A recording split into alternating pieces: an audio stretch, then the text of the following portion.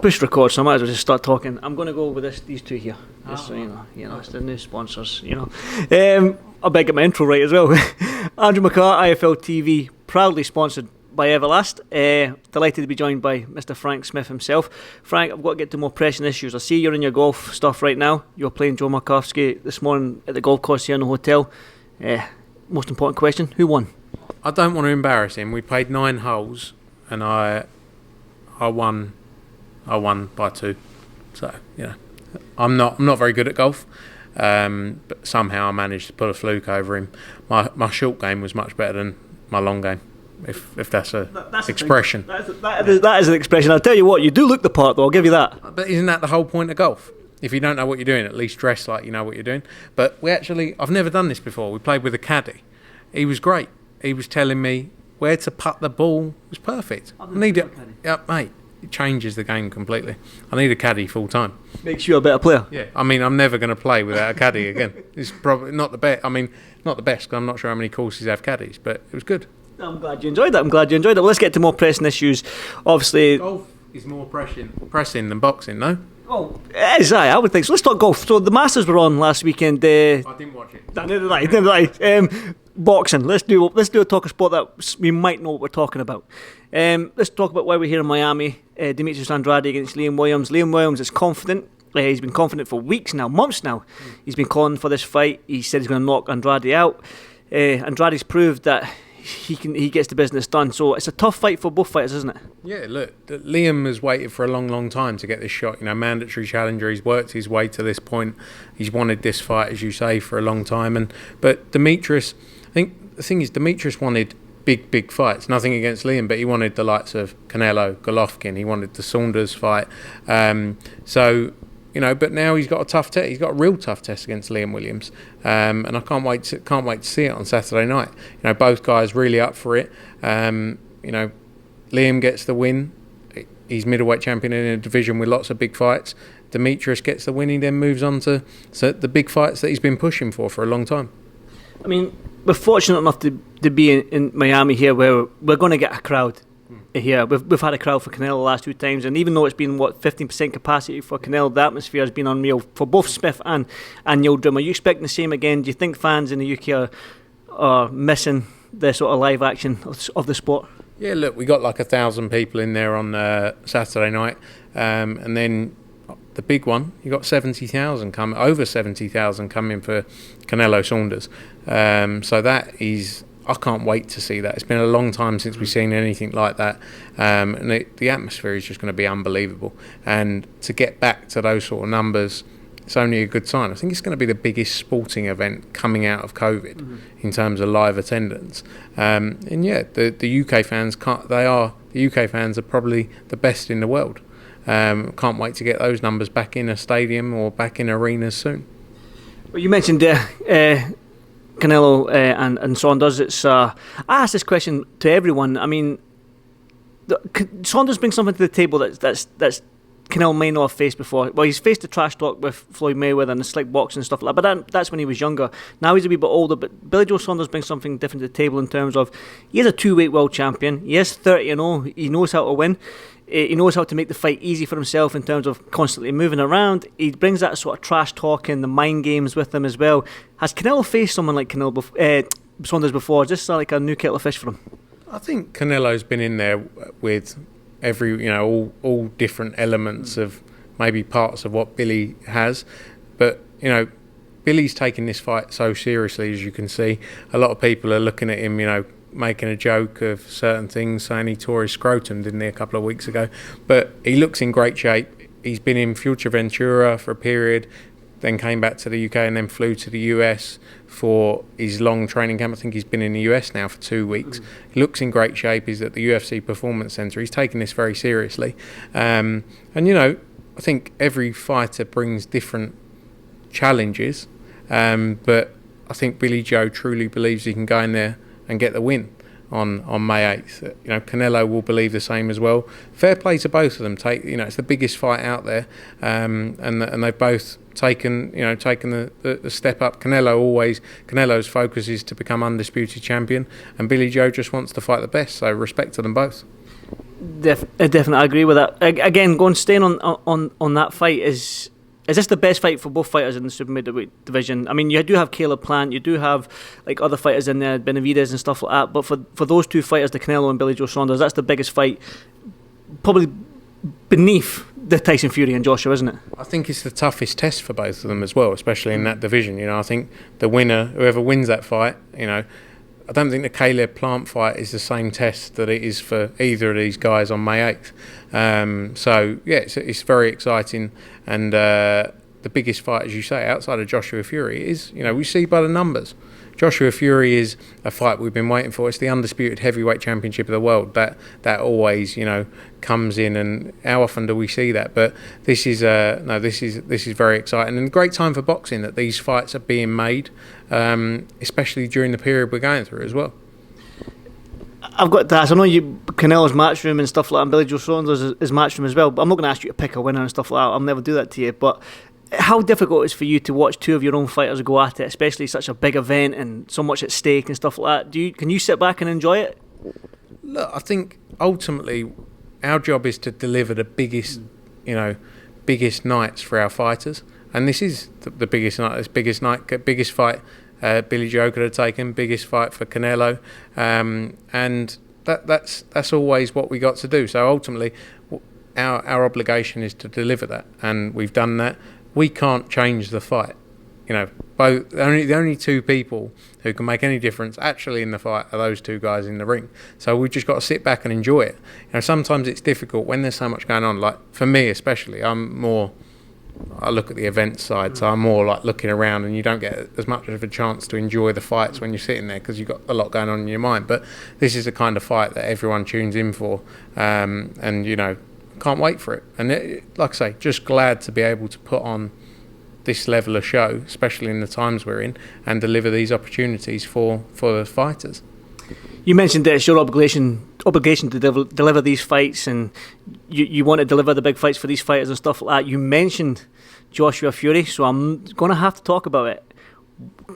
We've been wanting to, not just me, but every single boxing fan, even the casual boxing fan, wants this fight to happen. Even my mum wants this fight to happen. Everybody wants this fight to happen. Frank, can you give us any news? Eddie's in Vegas just now. Is he with Bob Arum maybe? I know he's with Saunders and Dana White just now, but can he be sneaking away? He might be sneaking away. He was at Allegiant Stadium as well earlier in Vegas. Look, everyone is working towards the goal of making the fight happen. You've seen a lot of positivity from both sides. AJ has always pushed and been very positive around the fact of the fight happening. Tyson, as you saw the last few days, has said, things are going in the right direction. So look, we're all working to make it happen. Everyone wants to see the biggest fight out there. But there's a lot of detail that goes into it. It's not just, right, turn up here, Saturday night, we'll have a tear up and see how it goes. There's so much work that goes into the background of this, especially an event of this magnitude. So it does take time, but we all have the same goal to make that fight happen.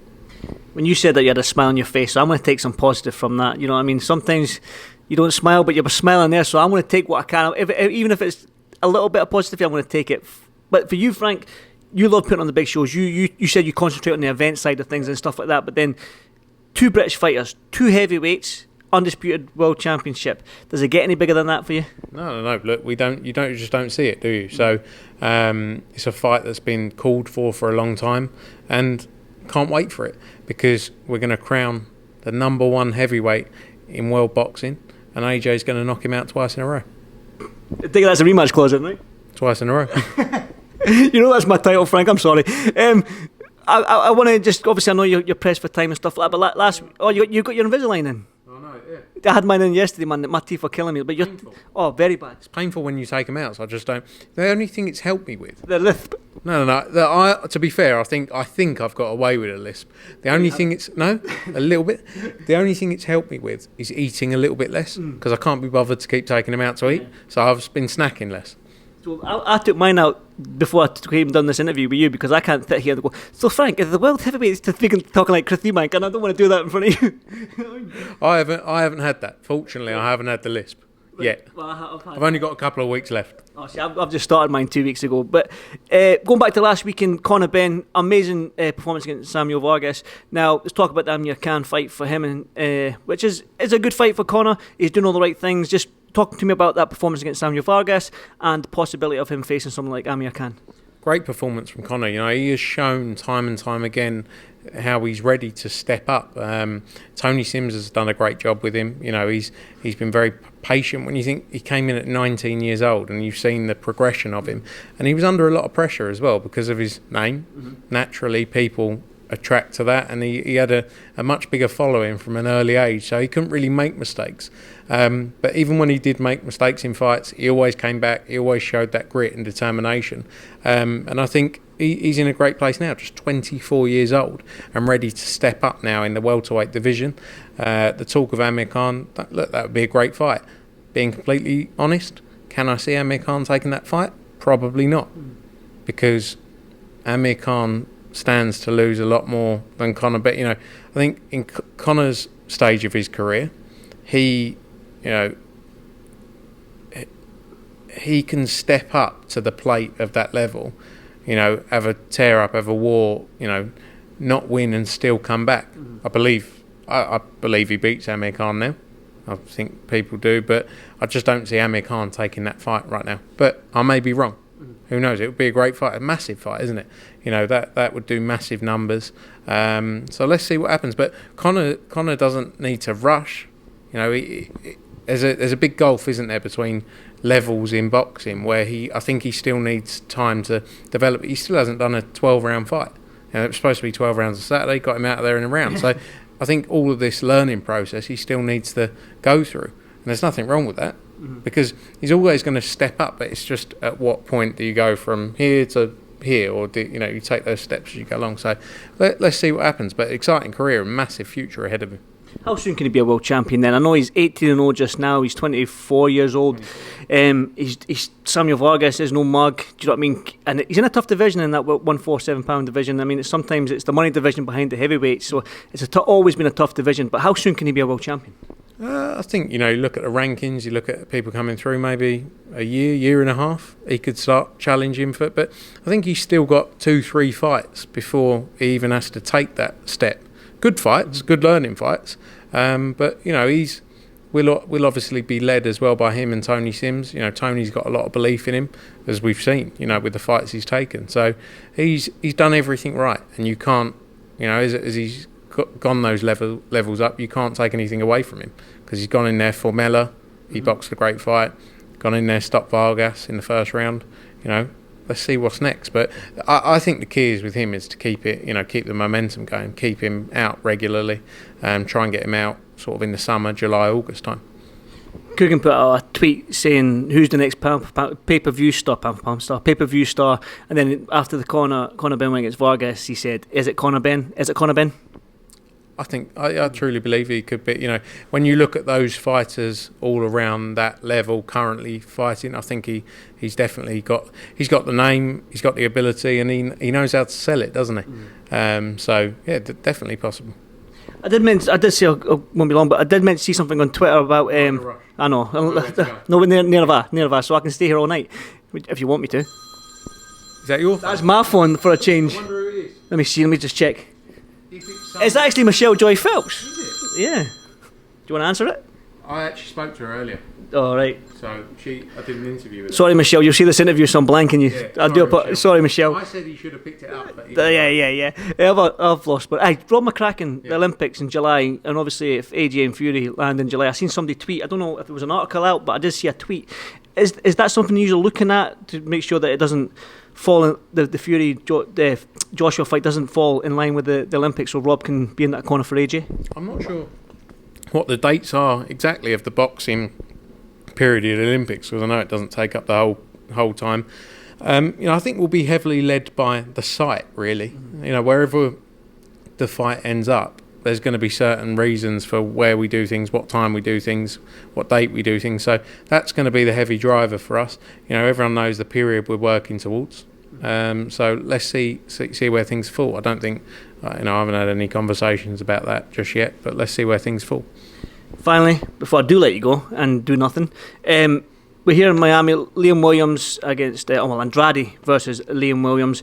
It's live on DAZN. I looked at the undercard and I was looking at Espino. He's up against a 6-0 opponent with 6 knockouts. Aaron Aponte, he's up against an opponent with like six wins as well, 6-0. Then you've also got another fighter. I can't remember who it was. He's up against Ty McLeod. Who was it? It was Espino. Ty McLeod's 13-1 as well. I mean, it's ridiculous. I mean, people might not know who these fighters are, but they're in against tough opponents, and it seems to me like 50-50 fights all the way up and down the card. So for you, why should people tune into DAZN to watch this fight, this card?